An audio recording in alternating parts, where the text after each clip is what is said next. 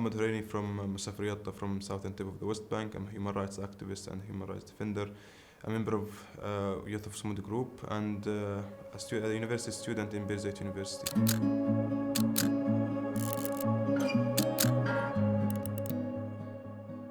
I mean, who knows who I will be if there was no occupation, no colonialism in my country, but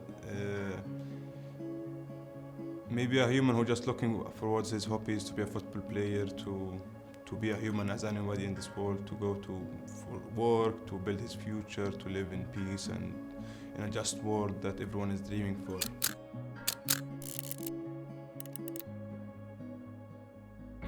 I'm a refugee in my hometown, in my homeland, and my grandparents are Nakba survivors. They were forcibly displaced since the creation of Israel on top of our land in 1948. They fled to where we live right now in Yatta on the southern tip of the West Bank. And we are now facing another time of a new chapter of Nakba that started in 1948 and still not ending until today. And we are still facing ethnic cleansing and forcible displacement by Israel. My grandma has choice, like she's the one who inspired all of us by this means and fighting against the occupation. And she has no choice to run away another time, because what we discovered that this occupation is not just looking for some part of our land, just looking to wipe us, all our population as Palestinian people. So there is no choice unless just to face this oppressive occupation, colonialism, apartheid regime. So she's the one who inspired us by facing the occupation with an environmental means, which is a way that also would not put you in a position that you won't be attacked or killed by Israel, because Israel is in every single day is killing Palestinians, whether they're in Gaza or in the West Bank, with no justification. So something that we believe on, because our grandma, she passed it as a legacy for our family and our community, that we have been fighting for decades against this oppression that we have been facing since we were born as a kids and young generation. And we have, following the steps of our grandparents in this path.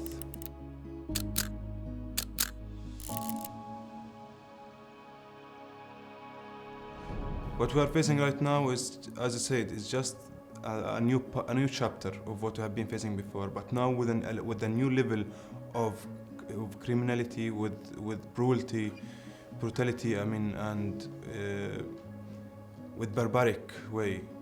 And even now, the mask of the only democratic country in the Middle East, now it's falling, because of the media that was controlling and brainwashing the entire Western countries.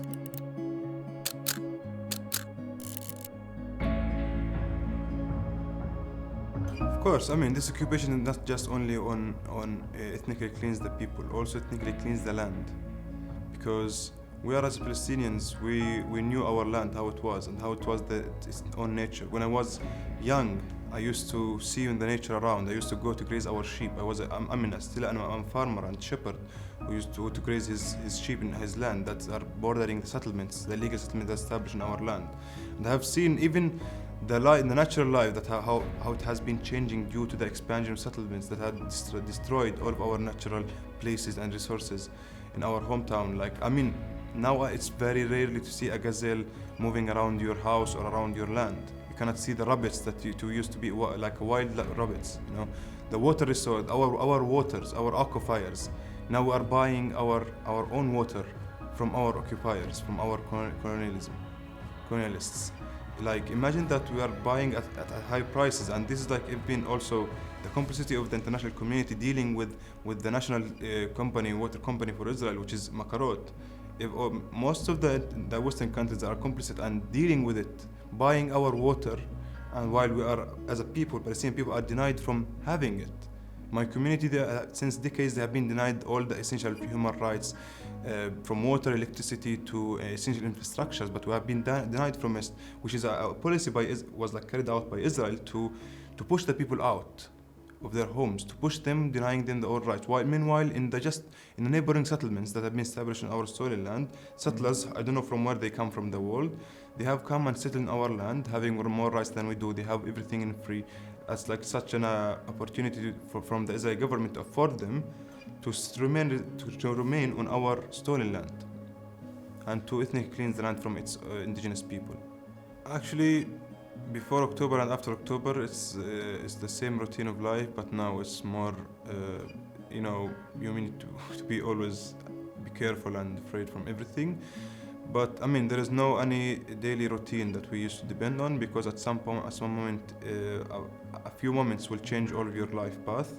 So it's not something easy to plan, or to plan or do a program for your days in Palestine, because at some point subtle attacks, demolitions, arrests, or killing, because I have lost a friend, Adel Hadarin, just 45 days ago. He was slaughtered by a settler. Just 1 hour ago before he was killed, I was with him. I didn't expect that I wouldn't see him again after that, the last meet we have met in that village.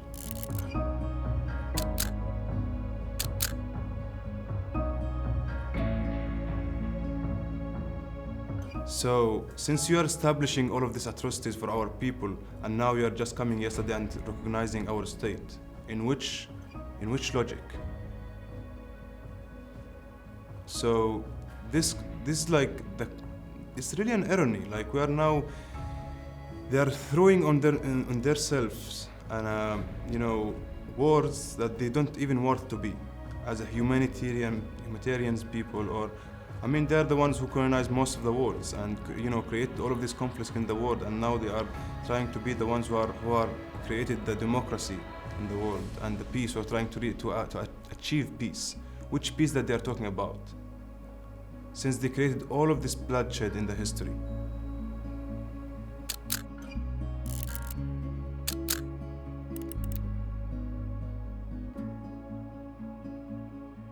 Actually, yesterday what happened in Italy, it was really we were proudly about in Italy, and it was really very, great feeling for me, but it still is not enough.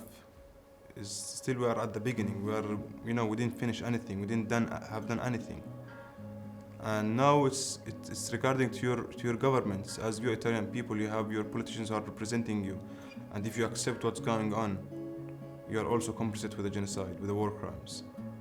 And I mean, your taxpayers are going to Israel, that are part of ethnically cleanse and forcibly displace us from our homeland. So if you accept this, if you accept that, you are a part of this. You are a part of crimes, war crimes against us. You are part of wiping an entire population out.